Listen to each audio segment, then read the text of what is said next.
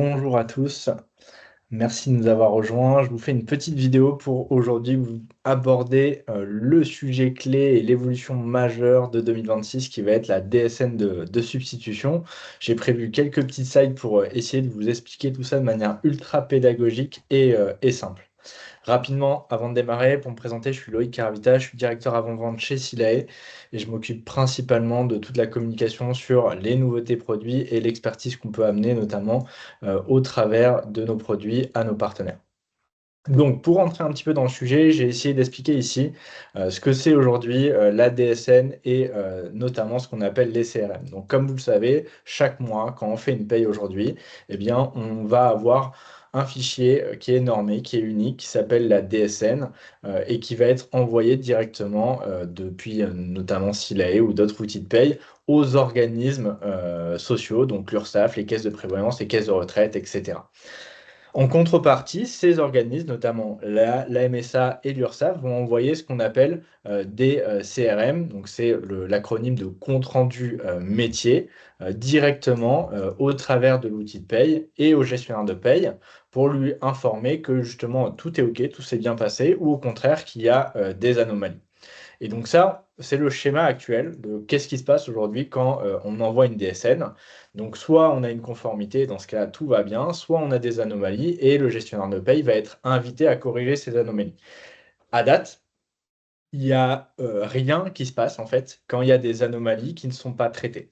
Et c'est justement un sujet que veut venir faire évoluer les organismes sociaux, notamment l'URSSAF, pour venir fiabiliser les données. Et donc, ce qui arrive concrètement en 2026, c'est ce qu'on appelle la DSN de substitution, qui vient venir justement ajouter une dimension de contrôle assez importante pour le gestionnaire de paye.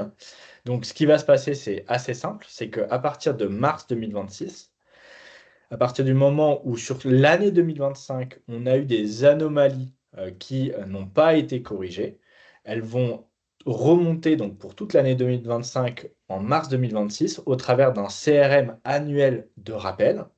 Et donc là, le gestionnaire de paye va avoir 2 mois pour agir, pour venir corriger ces anomalies et donc venir avoir une situation qui soit régularisée ou sinon venir faire une contestation auprès de l'organisme en question. Et donc là, c'est des échanges directement avec, par exemple, l'URSSAF.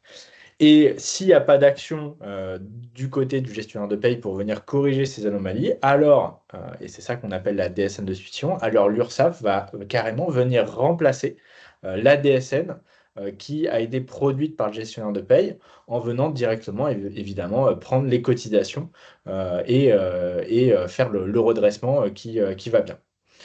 Donc c'est un changement ultra important puisque du coup il y a vraiment une perte de contrôle, une perte de maîtrise si le gestionnaire de paye en amont n'a pas fait ce devoir de venir corriger au fil de l'eau les différents CRM. Une petite note importante, pour 2026, seulement les données substituables seront uniquement celles liées au droit à retraite. Donc, il peut avoir par exemple des anomalies liées à l'identité d'un salarié. Ça ne va pas concerner du coup la DSN de substitution. Cependant, j'ai une slide ici qui évoque un peu déjà pourquoi en fait l'URSSAF et la MSA ont fait ça. En fait, ce qu'il faut savoir, c'est revenir un petit peu en arrière. Donc la DSN, en fait, ça a remplacé quasiment 75 démarches administratives au travers d'un seul et même canal, donc la DSN.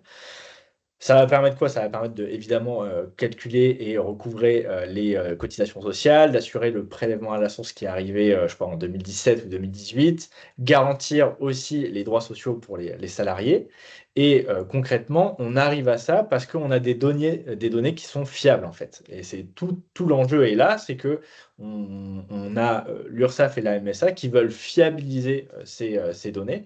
Donc, ils avaient mis en place depuis 2022 déjà les premiers CRM, donc les premiers comptes rendus métiers qui nous permettent d'avoir des anomalies afin de nous inviter à corriger. Ils voient aujourd'hui que concrètement, ces anomalies ne sont pas corrigées du tout. Et donc, du coup, il y a un petit tour de vis qui est fait en disant que bah, maintenant, à partir du moment où les anomalies sont constatées, que vous avez eu un an pour les corriger, que vous ne l'avez pas fait, on vous laissera plus que 2 mois à partir de mars de l'année d'après pour venir les corriger afin de fiabiliser toutes ces données. Donc ça a des impacts super importants, notamment au niveau des droits retraite pour les salariés. Et donc, c'est pas quelque chose qui va s'arrêter là, c'est-à-dire que ça va continuer, hein, et on a chaque mois, avec les différents organismes, notamment le JPMDF, ou encore l'URSSAF et la MSA, 10 nouveaux contrôles qui arrivent au niveau de la DSN. Donc, ils veulent vraiment être dans une démarche de qualité et de fiabilisation de ces données pour fiabiliser le calcul des droits retraite ou encore notamment recouvrir les cotisations sociales.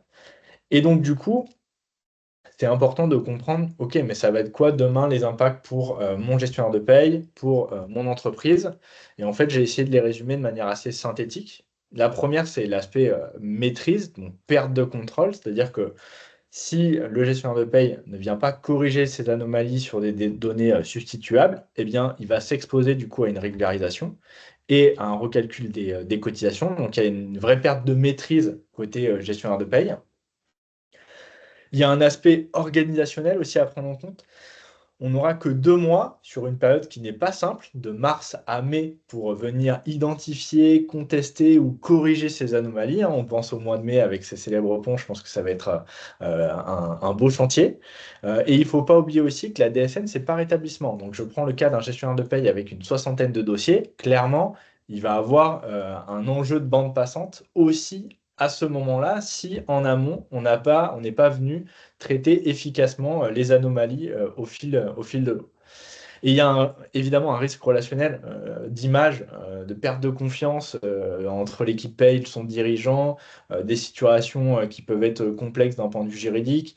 J'ai vu qu'il pouvait y avoir aussi des courriers qui partaient aux salariés à partir du moment où il y a un recalcul des cotisations sur les droits à retraite. Donc non, c'est vraiment pas d'un point de vue relationnel des choses qui vont être évidentes à gérer. Et donc du coup, ça implique une vraie évolution sur le métier de la paye, qui auparavant était concentré sur le calcul de la paye et qui maintenant s'axe en plus sur la conformité de la DSN et les traitements des CRM qui vont faire partie intégrante du cycle de paye pour venir justement s'assurer de la fiabilité des données qui sont déclarées.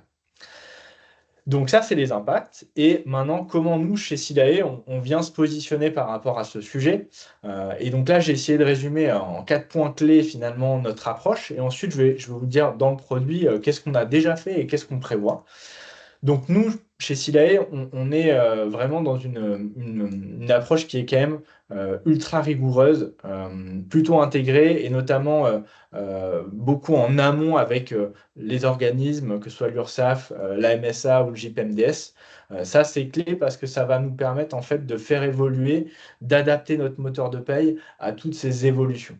Et donc, on va être capable, ça c'est le point 1, de justement faire de la détection en continu des anomalies pour faciliter ce travail de correction au fil de l'eau et de contrôle au fil de l'eau des CRM qui peuvent être remontés. On va avoir aussi un accompagnement terrain. Je sais que les DSN, c'est quasiment enfin, un métier dans le métier. Finalement, les blocs de DSN ne sont pas faciles à comprendre aujourd'hui. Donc, on a deux pans d'activité. On a un plan de correction, d'automatisation de la correction quand elle est possible. Et quand elle n'est pas possible, c'est un plan d'alerte et d'aide à la compréhension de la correction à apporter pour faciliter finalement le travail du gestionnaire de paye.